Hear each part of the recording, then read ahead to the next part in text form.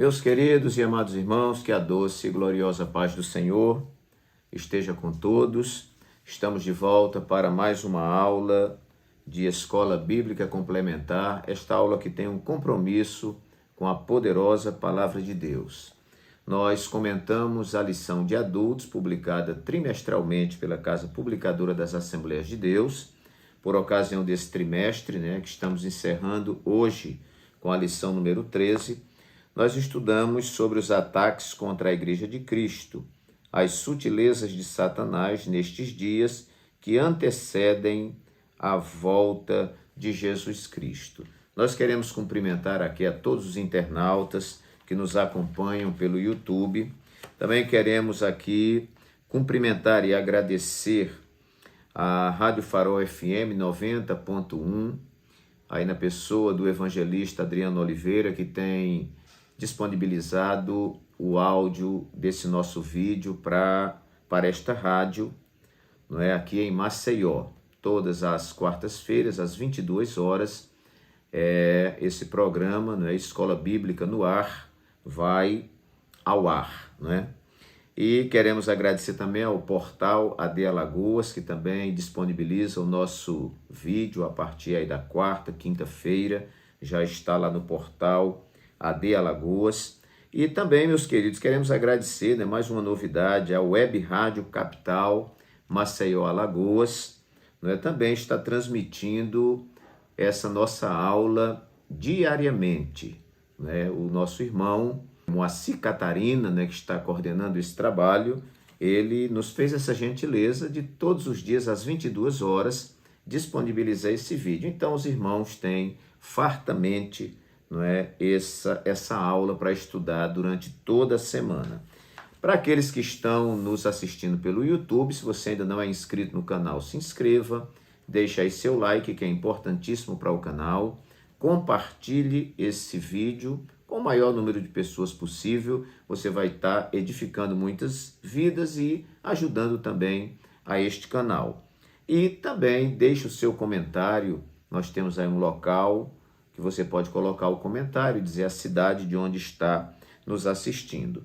Muito bem, queridos, nós chegamos então à nossa última lição, uma lição que nos convidou a termos um elevado nível de discernimento espiritual, porque Satanás usa suas setas sutis para nos atingir.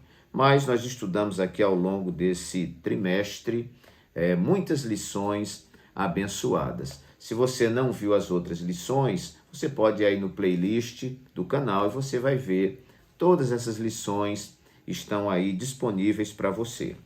Hoje nós vamos estudar a lição número 13 para 25 de setembro de 2022, última lição desse trimestre, o título Resistindo às Sutilezas de Satanás, que aí vamos dizer, um aglomerado de tudo que nós estudamos, porque nós vimos as muitas áreas que Satanás atua com as suas sutilezas. Hoje vamos tratar de forma genérica, dessas sutilezas de Satanás. O texto áureo nos diz assim: sujeitai-vos, pois, a Deus, resisti ao diabo e ele fugirá de vós. Tiago 4, versículo 7. A verdade prática nos diz: a submissão a Deus é a forma mais poderosa de resistir ao diabo.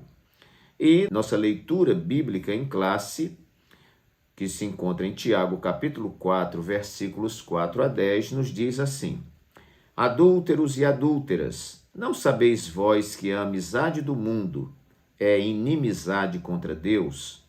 Portanto, qualquer que quiser ser amigo do mundo, constitui-se inimigo de Deus. Ou cuidais vós que em vão diz a Escritura, o Espírito que em nós habita tem ciúmes. Antes dá maior graça. Portanto diz, Deus resiste aos soberbos, dá porém graça aos humildes. Versículo 7, sujeitai-vos, pois, a Deus, resisti ao diabo, e ele fugirá de vós. Chegai-vos a Deus, e ele se chegará a vós. Limpai as mãos, pecadores, e vós de duplo ânimo, purificai o coração. Senti as vossas misérias, e lamentai e chorai. Converta-se o vosso riso em pranto e o vosso gozo em tristeza. Humilhai-vos perante o Senhor, e ele vos exaltará. Nossa lição tem aí uma introdução que vai apresentar a lição com a sua proposta. Temos o primeiro tópico da lição que fala do comprometimento com uma vida centrada em Cristo.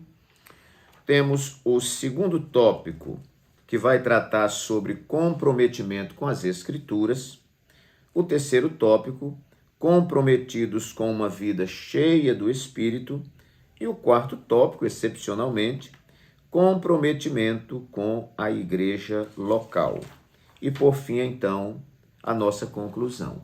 Como nós temos informado muitas vezes aqui para os irmãos que nos acompanham em todos os vídeos, mas eu preciso falar porque sempre tem gente nova conhecendo o canal e muitas vezes não entende a proposta, né? Nós fazemos um comentário da lição, mas nós criamos 10 tópicos sempre que vão abordar partes da nossa lição e de repente um tópico ou outro que está coerente com o título da lição, mas que não consta na lição. Até porque o comentarista ele está limitado pelo tempo e pelo espaço. Então, meus queridos, eu quero disponibilizar agora os 10 tópicos para que você anote, né? Você pode parar o vídeo e anotar direitinho todas essas lições. Em primeiro lugar, eu anotei aqui, resistindo com armas espirituais. Meus queridos, nós estamos estudando as sutilezas de Satanás. Satanás tem muitas formas de atacar. Satanás é um ser espiritual, muito superior aos homens, à raça humana. Não é? Nós só temos alguma chance diante dele estando em Cristo. Fora de Cristo, nós somos derrotados. Né? Então, para onde iremos nós, né? Se só Cristo, só Jesus tem as palavras de vida eterna. E Jesus disse, sem mim, nada podeis fazer. Então, meus queridos, como resistir a essas sutilezas de Satanás, não é, que vem de um mundo transcendental, de um mundo imaterial, de um mundo espiritual? Como resistir?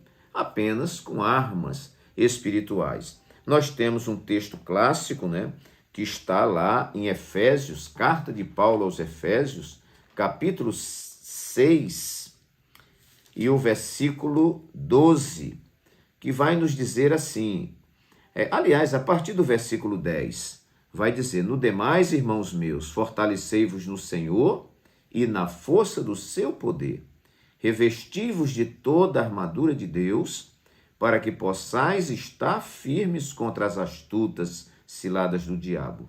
Porque não temos que lutar contra a carne e o sangue, mas sim contra os principados, contra as potestades, contra os príncipes das trevas deste século, contra as hostes espirituais da maldade nos lugares celestiais.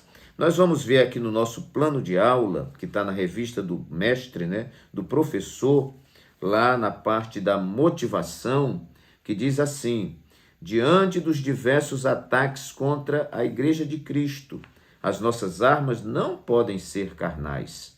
Precisamos compreender o que de fato está acontecendo, mas a nossa maneira de agir deve ser bíblica e espiritual. Então, meus queridos, não adianta combater o mundo espiritual com a força do braço.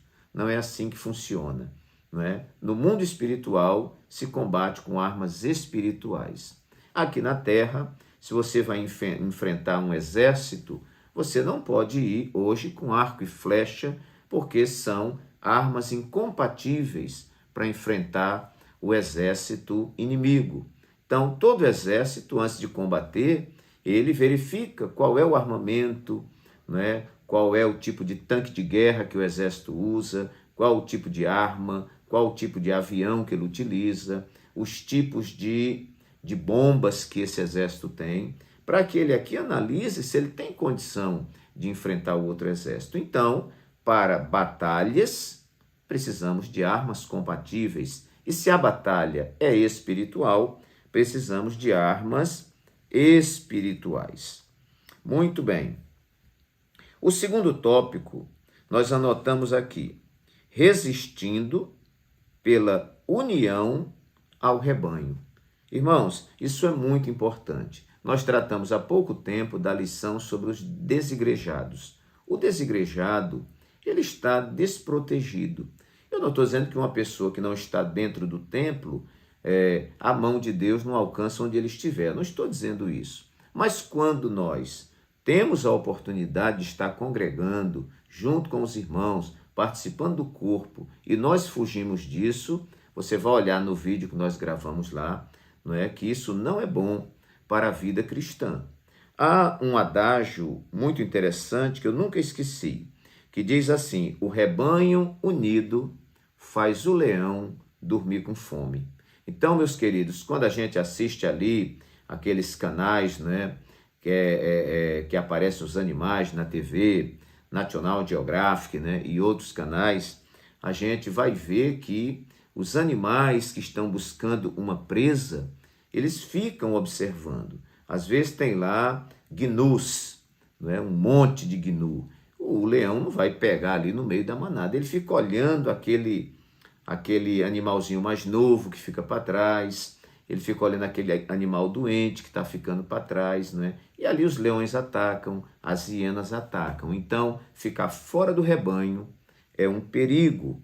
E, meus queridos, estando junto com o rebanho, aí é outra coisa, né? Você tem a igreja que lhe dá legalidade, lhe dá legitimidade, né? Você tem irmãos que intercedem com você, irmãos que oram juntamente com você, que te dão uma palavra, e outro profetiza aquilo que você precisa ouvir, e você vai se cercando de proteção. Eu até abro aqui um parênteses para dizer aos irmãos, né? Nunca fique em uma igreja, meu irmão, sem fazer nada, não é? Você está na igreja, está firme, está em comunhão, se envolva na igreja, entre num departamento para cantar. Pastor, posso entrar em dois? Entre em dois, entre em três. Quanto mais envolvido você estiver, mais protegido você estará. Amém? Então, meus queridos, vamos ver aqui no quarto tópico e subtópicos 1 e 2. É lá no finalzinho da nossa lição. Quarto tópico, subtópicos 1 e 2. Eu vou saltando aqui só para a gente pegar as partes mais interessantes. Então, a igreja como o corpo de Cristo. Escrevendo aos Coríntios, o apóstolo Paulo disse: ora, vós sois o corpo de Cristo e seus membros em particular. 1 aos Coríntios 12, 27. Nas Escrituras, a igreja ocupa um lugar de relevância ímpar. Fica sempre em destaque a igreja como um corpo, ou seja, uma expressão de sua dimensão coletiva. 1 aos Coríntios 3,16. Mais embaixo, fica evidente que assim como um membro do corpo humano, separado deste, perde sua utilidade, da mesma forma a igreja. É por isso que não existe cristão legítimo fora da esfera da igreja como corpo de Cristo. A própria palavra desigrejados torna-se um termo impróprio, uma forma de descrever uma anomalia espiritual. No segundo tópico, lá embaixo, tem assim: biblicamente, cada membro da igreja, assim como o corpo humano, possui seu lugar e função para exercer. 1 aos Coríntios 12, 27. Um desigrejado é alguém que, por alguma razão, não conseguiu exercer sua função de membro no corpo de Cristo. Trocando aqui em miúdos, meus irmãos, um membro do corpo, fora do corpo, a tendência dele é apodrecer. Então, que Deus nos ajude. Então, resistindo essas sutilezas de Satanás pela união ao rebanho. Lá no auxílio teológico da página 96, tem também outra observação. Veja bem, o ministério à igreja inclui um compartilhar da vida divina. Só temos a dinâmica daquela vida à medida que permanecermos nele e continuarmos repassando a sua vida uns aos outros dentro do corpo. Esse processo de edificação é descrito por Paulo como relacionamentos de mútua confiança. Pertencemos uns aos outros, precisamos uns dos outros, afetamos uns aos outros. Muito bem, fechado então o nosso segundo tópico. Vamos então para o nosso terceiro tópico. No nosso terceiro tópico está escrito assim: resistindo com o apego à palavra. Repetindo, resistindo o quê? Às sutilezas de Satanás. Olha, irmãos, o apego à palavra nos protege. O salmista diz no Salmo 119, versículo 11, ele diz assim: escondi a tua palavra no meu coração, para eu não pecar contra ti. No versículo 105 desse mesmo salmo, ele vai dizer: lâmpada para os meus pés é a tua palavra e luz para o meu caminho. Na medida em que eu me apego à palavra, eu vou tomando conhecimento, não é, das muitas armas de defesa e de ataque que Deus nos proporciona. Uma pessoa sem conhecimento das Escrituras, desapegado das Escrituras, com fastio das Escrituras, esta pessoa espiritualmente, irmãos, ela fica fragilizada, porque o alimento do corpo, tudo bem, são os nutrientes que nós temos aqui no feijão, no arroz, na carne, nas frutas, nas verduras, mas o nutriente da alma é a palavra do Senhor. É lendo a palavra que eu alimento a minha alma, que eu percebo por onde pode vir essas ciladas do inimigo e as formas que eu tenho de me proteger. Vamos ver tópico 2 e subtópico 1, que fala sobre a Bíblia como revelação de Deus. Vez por outra, vemos falsos mestres questionando a autoridade das Escrituras e a sua atualidade. No entendimento deles, a Bíblia contém a palavra de Deus. Contudo, encontra-se ultrapassada, deixando de falar a linguagem da cultura contemporânea. Assim, há uma tentativa consciente e sistematizada de minar a autoridade das Escrituras. Na verdade, esse ataque é contra as Escrituras como revelação de Deus para o homem. Deixando de ser a revelação de Deus, a Bíblia torna-se um livro meramente humano, sujeito a falhas e, portanto, passível de correção. Convém dizer que a Bíblia é a palavra de Deus, a revelação de Deus ao homem, e como tal está sempre atualizada. Não é a Bíblia que tem de se ajustar a nós, mas nós nos moldarmos pelas Escrituras.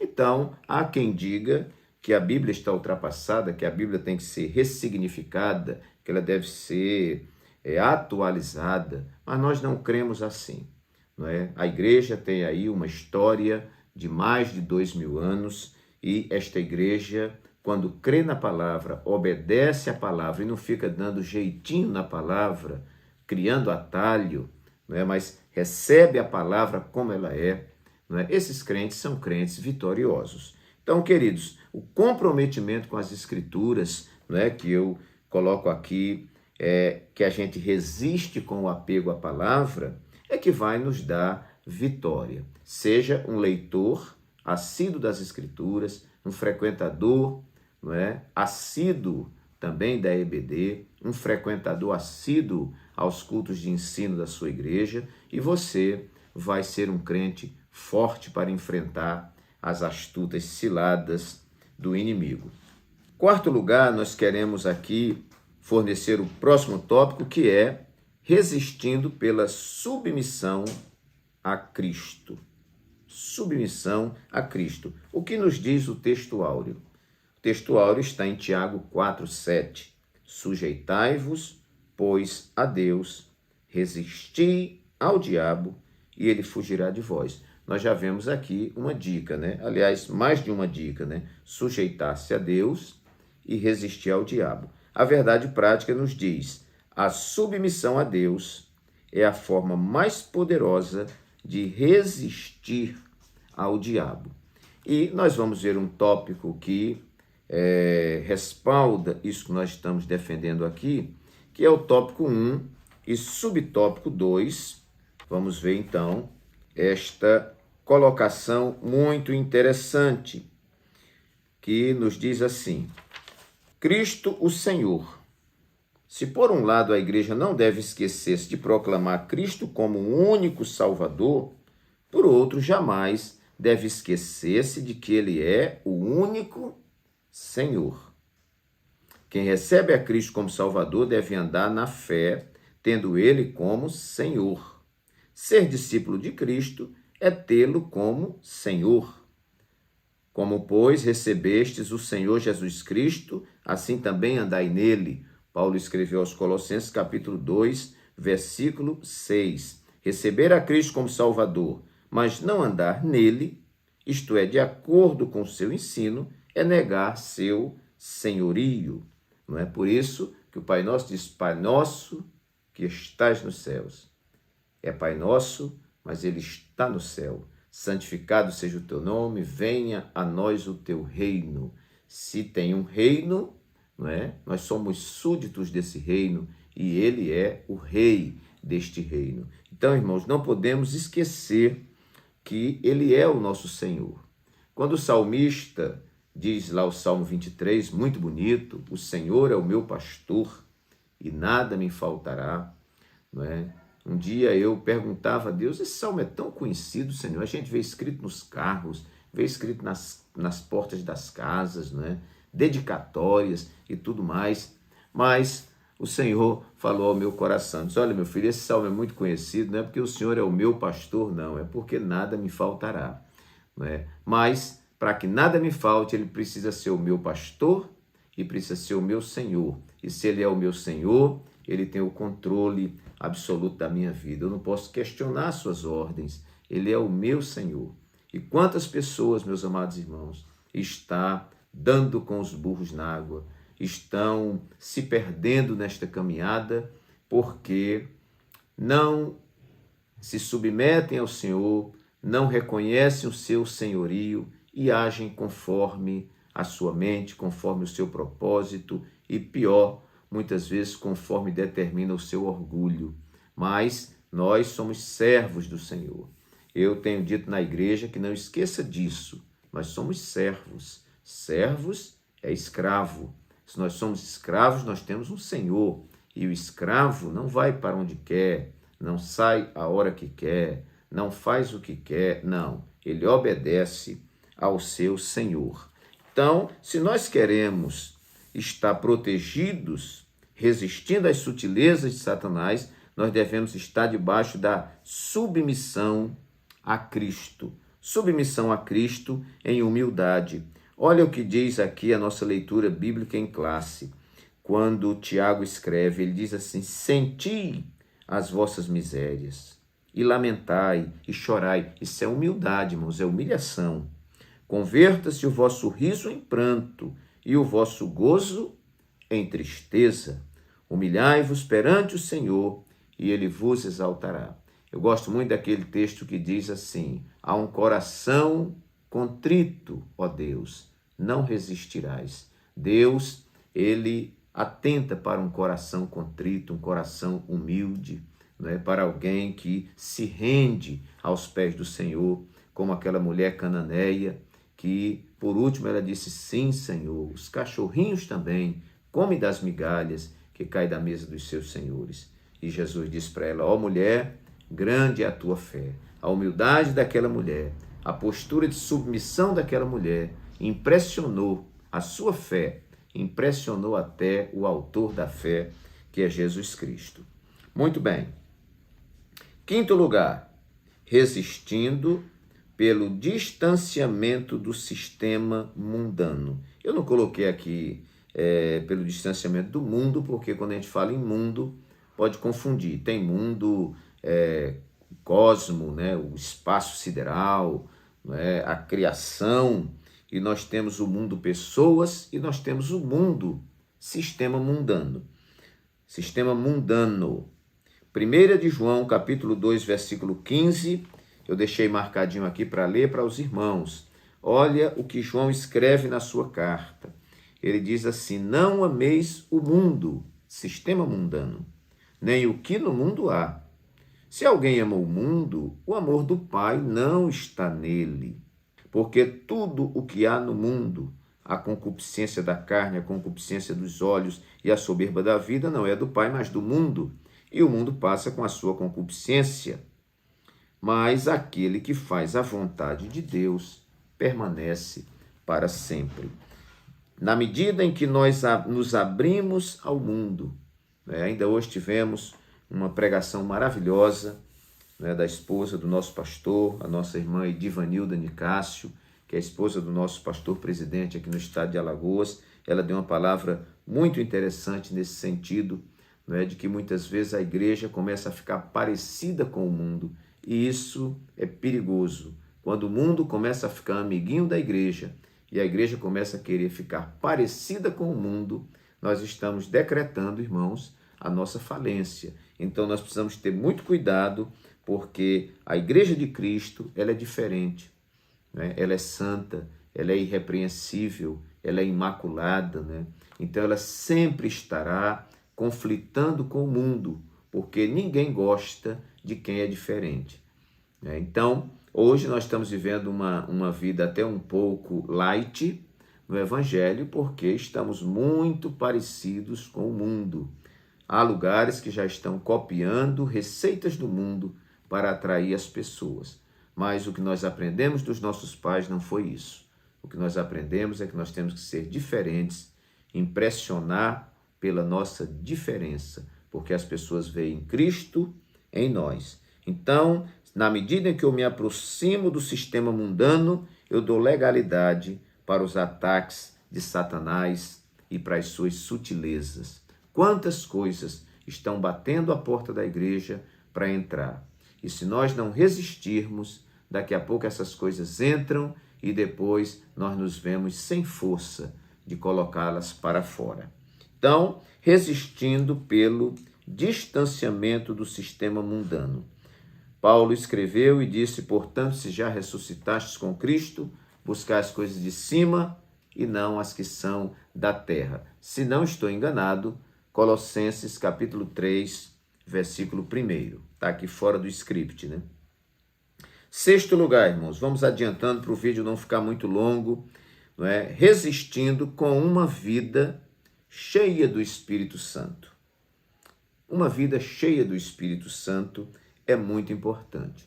Ter o Espírito Santo é uma coisa, ter uma vida cheia do Espírito Santo é outra coisa. E uma vida cheia do Espírito Santo é uma vida, irmãos, dotada de capacidade. Quando nós vemos os discípulos perguntando a Jesus, lá em Atos capítulo 1 e versículo 6, quando eles dizem assim: restaurarás tu neste tempo o reino a Israel? Eles estavam preocupados com o reino terreno, Roma estava dominando, e eles ali no monte com Jesus próximo já de ser assunto aos céus, Jesus disse assim: não vos compete saber os tempos e nem as estações que o Pai reservou pela sua exclusiva autoridade, mas recebereis poder, dunamis, Poder ao descer sobre vós o Espírito Santo, e vocês serão minhas testemunhas, tanto em Jerusalém como toda a Judéia, Samaria e até os confins da terra. Aquele enchimento do Espírito Santo, aquele batismo com o Espírito Santo, seria uma força capacitadora, dinamizadora para a igreja evangelizar, para a igreja enfrentar o inimigo. O Senhor Jesus disse que nos daria poder para nós pisarmos serpentes e escorpiões. Então, resistindo com uma vida cheia do Espírito Santo. Uma vida cheia do Espírito Santo é mais fácil de resistir ao inimigo. Vamos ver aqui o terceiro tópico, subtópico 1 e 2, que diz assim: o Espírito Santo no plano da redenção. É o Espírito Santo quem conduz o homem a Cristo. Ele viabiliza. Mas embaixo diz: o viver em Cristo e na prática dos princípios bíblicos é impossível sem a ajuda do Espírito Santo. E mais embaixo um pouquinho: foi por meio da lei do Espírito de vida que o cristão pôde vencer a lei do pecado e da morte. Romanos 8:2. Andar no Espírito como única garantia de não satisfazer os desejos carnais. Gálatas 5:16 e 17. Sem o Espírito Santo, é impossível vencer as sutilezas do diabo. Então, irmãos, uma vida cheia do Espírito Santo, né? Há uma obra do Espírito no interior do cristão que o santifica para Deus. Uma obra consagradora do Espírito. E temos o Espírito Santo presente em nós, que nos permite viver uma vida santa em um mundo de impurezas. Romanos 8:13. Essa capacitação para a santidade permite ao cristão viver uma vida cheia do Espírito diante de um mundo hostil. Glorificado seja o nome do Senhor.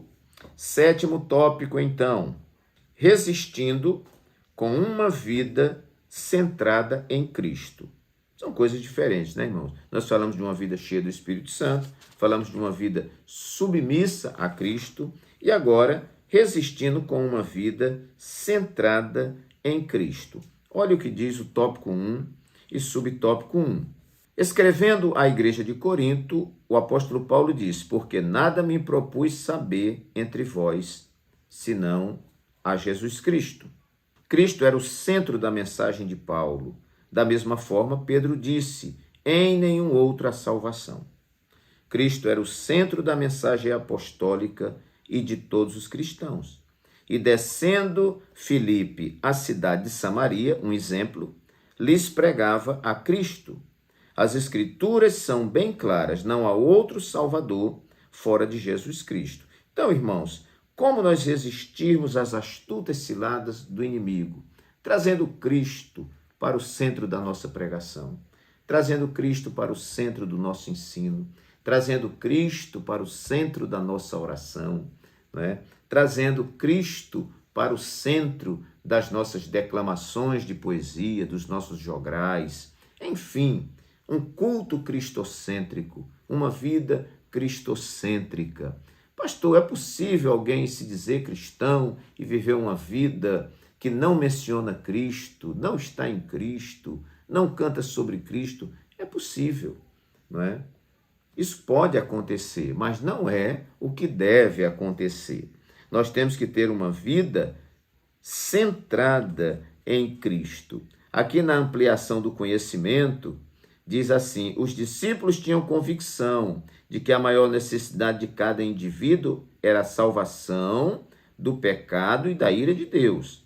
E pregavam que esta necessidade não poderia ser satisfeita por nenhum outro, senão Jesus Cristo. Quantas igrejas estão perdendo sua autoridade, perdendo o poder e perdendo, irmãos, o bom resultado, êxito no seu trabalho, porque Cristo não é o centro dessa igreja.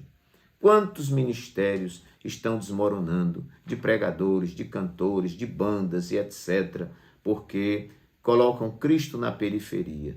Não, Cristo, ele deve ser o centro da nossa vida. Eu tenho dito muito no culto de família, na igreja onde estou dirigindo aqui em Xanda, Jaqueira 1, na nossa capital, Maceió. Eu digo sempre, olha, abram a porta da sua casa e diga a Jesus: Senhor, ocupe a cadeira central da minha casa, do meu casamento, da minha empresa e de toda a minha vida. E certamente você vai ser vitorioso. Muitas vezes nós tiramos Cristo para as nossas áreas periféricas e colocamos os nossos deuses no lugar de Cristo. E aí nada mais funciona. 8º lugar, vamos caminhando. Resistindo pela presença de Cristo. Olha, as coisas tão parecidas, né? Uma vida centrada em Cristo e agora pela presença de Cristo.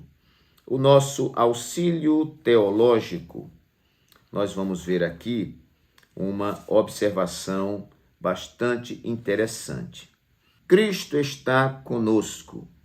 Não pensemos em Cristo como estando tão distante que só remotamente fosse atingido por nossos sofrimentos e lutas pessoais. O contrário é a verdade. Ele ensinou os discípulos que era melhor que ele fosse para que o Consolador fosse enviado e habitasse entre nós para sempre. Ele permanece conosco em todas as nossas necessidades. Para lembrá-lo da proximidade de Cristo, pense nele como alguém que está perto de você no quarto, no carro ou indo ao seu lado enquanto você se dirige para o trabalho. Aí pergunta: que programas de televisão não assistiríamos se Cristo estivesse sentado no sofá ao nosso lado? Essa questão da presença, irmãos, fala de intimidade, não é? Você sentir Deus dentro de você, você orar e ouvir a voz de Deus, você perguntar e Deus responder. Essa intimidade, isso gera gozo. O gozo nos alimenta, sim. Muitas vezes no silêncio, eu estou no silêncio, mas eu preciso crer, porque a gente não crê apenas se sentir alguma coisa. Não, a gente caminha não pelo que sente, a gente caminha pela fé. E Jesus disse que estaria conosco todos os dias até a consumação do século. Então, no silêncio, não é? A sua presença é real para nós. Na certeza, não é? Na promessa, foi ele que prometeu. João 13:33 diz: no mundo tereis aflições, mas tende bom ânimo, eu venci o mundo. Então, meus queridos, esta presença de Deus, de Cristo na nossa vida, nos faz também resistir às astutas ciladas do diabo. Aqui eu destacaria a palavra intimidade para com Deus.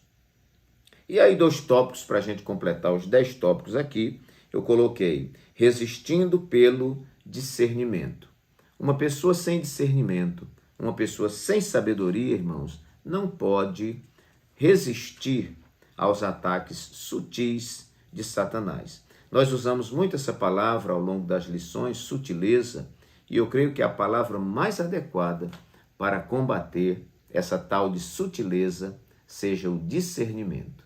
Nós precisamos de discernimento, de sabedoria, de maturidade, irmãos. Às vezes, não é? As demonstrações das armadilhas do diabo estão muito claras, mas às vezes o cristão está de boca aberta e não está percebendo. Então, meus queridos, ter discernimento espiritual é algo importantíssimo, tanto que discernir espíritos é um dom espiritual. Então, como resistir se nós não tivermos discernimento, não é mesmo? E 10º e último lugar, eu coloquei aqui, não poderia deixar de falar sobre isso, resistindo pela oração e jejum. Indiscutivelmente, não é um tema que estamos discutindo aqui, indiscutivelmente são as 2 armas mais poderosas que a igreja tem, não é? A oração e o jejum. Isto aqui, aliado à palavra, irmãos, ninguém resiste a esse crente. Então aqui estão armas espirituais que nos ajudam a nos aproximarmos de Deus, a nos quebrantarmos, a nos humilharmos e estarmos protegidos contra as astutas ciladas do diabo. Jesus disse: vigiai e orai para que não entreis em tentação. Outra ocasião ele foi expulsar um demônio que os discípulos não conseguiram expulsar e Jesus disse: essa casta só sai com jejum e oração. Então o jejum é uma arma poderosíssima na vida do cristão. Meus queridos irmãos, que Deus assim nos abençoe, que o Espírito Santo fale mais alto ao seu coração. Nos despedimos desta lição maravilhosa e vamos então nos preparar para a próxima lição e para os muitos ensinamentos que o Senhor tem para nós. Recebam um abraço carinhoso do pastor Walter Pereira e até a nossa próxima aula, se Deus assim o permitir.